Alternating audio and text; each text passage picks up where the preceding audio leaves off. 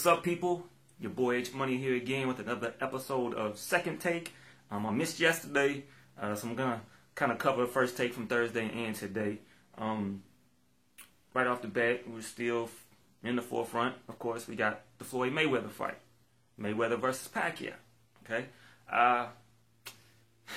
Freddie Roach, come on, man.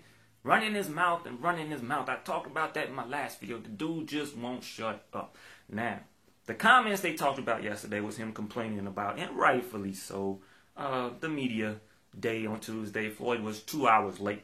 Okay? Yeah, Floyd can't be a jerk like that. Okay? So, no excuses for Floyd. The only thing I will do is kind of explain that the reason Floyd throws his weight around like that, like he's always about, I'm going to show you, you can't tell me what to do. I'm going to do it on my time when I want to, is, look, Stephen A. touched on it. This is a sport where there's no union representation. There's no representation for the fighters. It's been controlled through history by the promoters. Guys like Don King and Bob Arum that have been like vampires and have bled these fighters dry. I mean, look what Don King did to Iron Mike Tyson, man. So within this environment, Floyd Mayweather has market his own self. He's become his own boss. He's become one of the biggest driving forces and voices in boxing. He controls his own destiny, right? And he's making more money than any fighter ever has.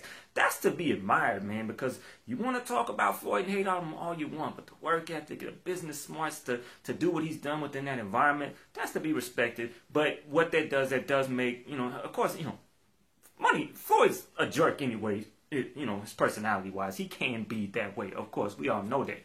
So, but then with that newfound power within the sport, yes, he does have a tendency to throw his weight around. But from where it comes from, I admire the fact that he has put himself in that position to be able to do that. But still, Floyd, you're supposed to be there. You're committed to something. Get your ass there. Be respectful to the game, right? Especially when this fight is about to make you $180 million, you need to be there, be respectful. So, Freddie Roach had a point to talk about him for that, okay?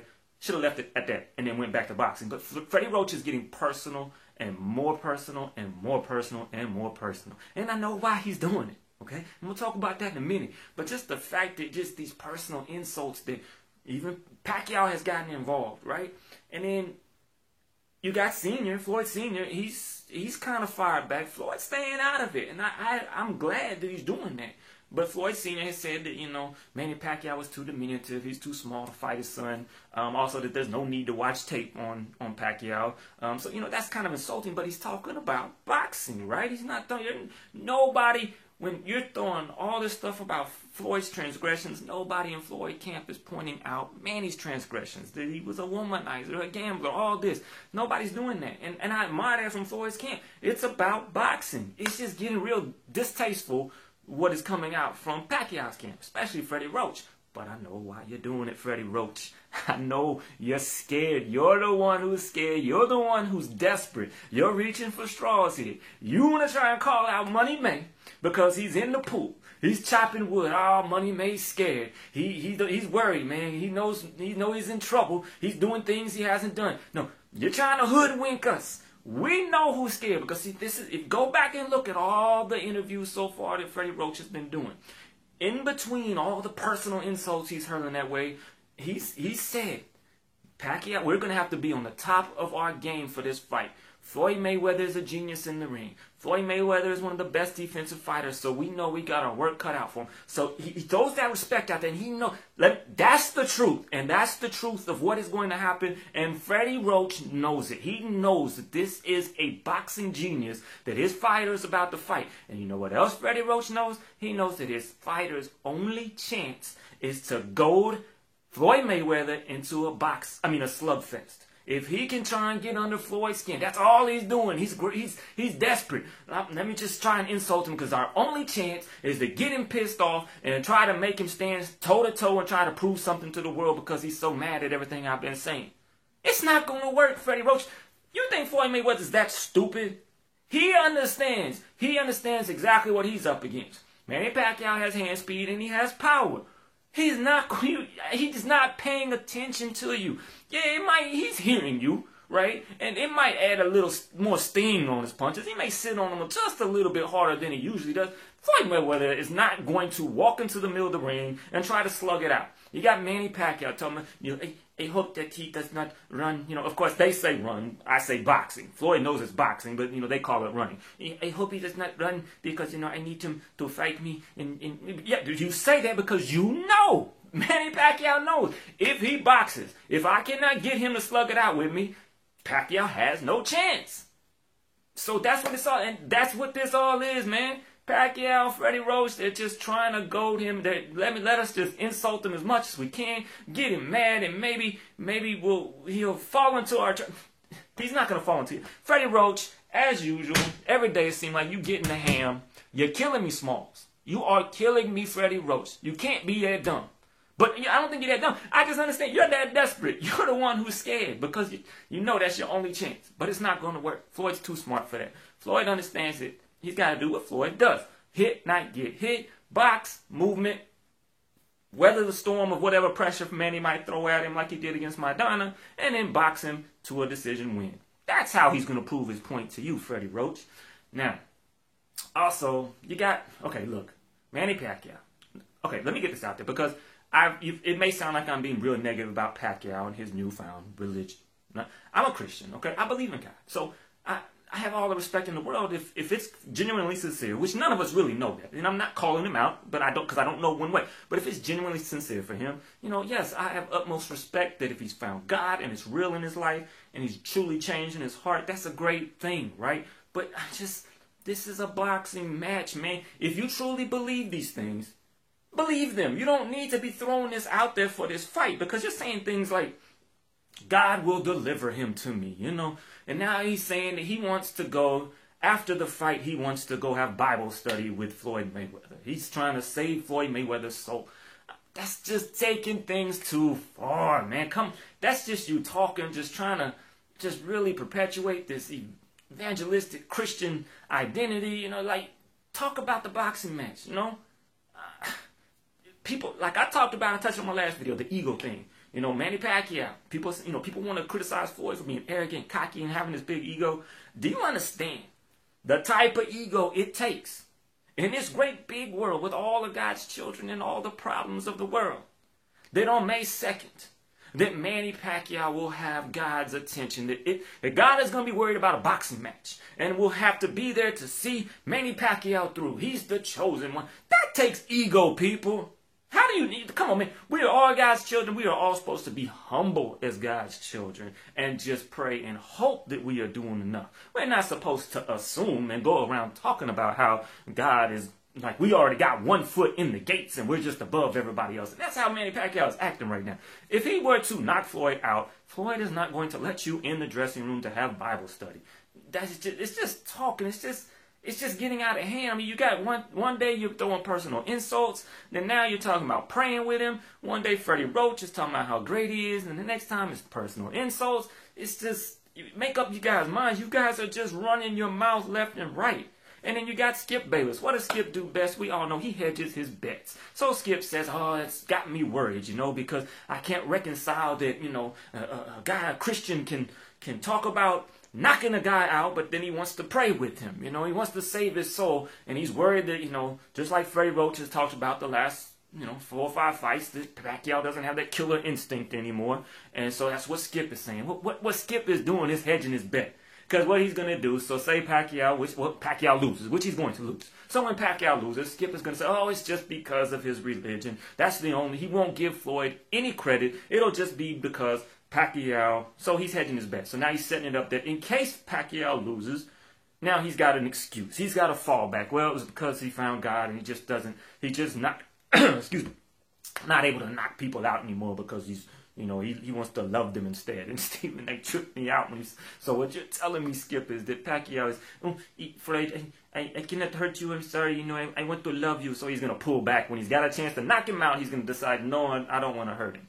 It's just ridiculous. Skip can say some stupid stuff sometimes. Sometimes I'm on his side, but he's just been really dumb when it comes to this fight.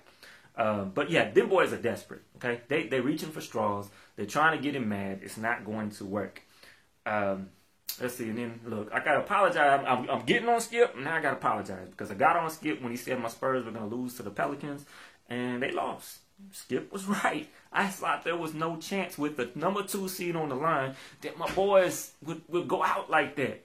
And I'm a little worried. I'm still picking my Spurs to come out of the West and win another finals. I am. Because if anybody can go on the road every series and do it, the San Antonio Spurs can. And they've been playing great ball. Up until their last game, they've been playing great ball. So I still pick them to win. But God, dog, why make it that much harder on yourself? One game, and you go from the 2 seed to the 6 seed. The 2 seed, that gives you at least the first couple of rounds, you've got home court advantage. That's huge, man. Especially as how deep and how dangerous this Western Conference is. So it does worry me. Still picking my Spurs.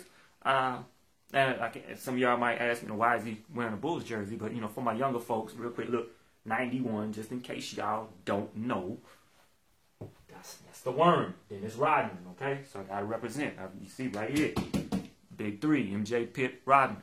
Okay, so not trading, being a trader, not turning my back on my boys. Still black and silver to the end, okay? But yeah, I think my Spurs are going to come out, and I hate to say I think LeBron's going to come out the East. Do not want to see him there. I hope Atlanta, Chicago can knock them off. But I think it's going to be Cleveland, San Antonio. San Antonio's going to win. Adrian Peterson reinstated, and let's see, they talked about that today, but yesterday they were talking about Todd Gurley, and he's moving up on a lot of draft boards. And there was talk for a while that he could drop to the Cowboys. And so, if you watch my other video, I'm very upset that the Cowboys let DeMarco Murray go. I was at least a little relieved when I started looking at the draft board and seeing that maybe there's a possibility that we get a Melvin Gordon, a Todd Gurley. So these young backs behind this offensive line could come in and be very effective and maybe, lessen my pain as far as seeing Demo walk out the door. But as far as the Adrian Peterson thing, I don't think there's a chance. And that's sad because I really think that when Jerry Jones let his son make the call on letting Demo walk, that Jerry really still felt in the back of his mind that they were going to get Adrian Peterson. But it's looking more and more like that's not going to happen, at least not this year anyway. So, but if we don't get a Todd Gurley, maybe a Yeldon from Alabama. He's a power back behind that offensive line, just hit that hole. That could be a good pickup. But a guy that's out there, and people may say I'm crazy for saying this, but CJ2K, Chris Johnson, I understand he hasn't been the same guy the last 2 or 3 years, but and he's had the off-field thing where he got shot. He's recovering from that, but he could really come for a cheap price right now, okay? Because he's gonna have to prove himself again. He's in that phase where nobody's about to throw a bunch of money at Chris Johnson, but he's still got that breakaway speed, and with that Cowboys offensive line, that could be a name that could be interesting to add. It might sound crazy, but I wouldn't hate to see Chris Johnson in a Cowboy jersey hitting those holes behind that offensive line. That could be dangerous. Let's see what else. They talked about today, Skip. God, look, usually I don't disagree with Skip this much. It's not that I hate or like either one more or anything like that, but Skip has just been missing it left and right lately. He's getting on at Darrelle Revis. The Patriots are going to the White House, and for the Super Bowl, right? They always go to the White House and celebrate with the president. Darrelle Revis was a part of that Super Bowl winning team, was he not? I mean, did I miss something? He was on that roster, correct? He was in the Super Bowl. But since he went to the Jets, of course, that's Skip Bayless. He jumped ship, he didn't show loyalty and this and that, and he jumps to the division rival. No, look, when Skip starts bringing up the way the leagues used to be, I'm on his side. Look, I'm 41 years old, people, so I'm from back in the day, and I miss the days of the bad boy Pistons, and back when everybody in the NFL and basketball, you had guys that truly hated each other. You didn't have these guys like LeBron and Chris Paul and Melo that are best friends that talk all the time because, now they come up in these AAU leagues and the teams tournaments all summer long. These guys get to know each other and they're best friends. And I miss the days when the Detroit Pistons and MJ, everybody hated each other.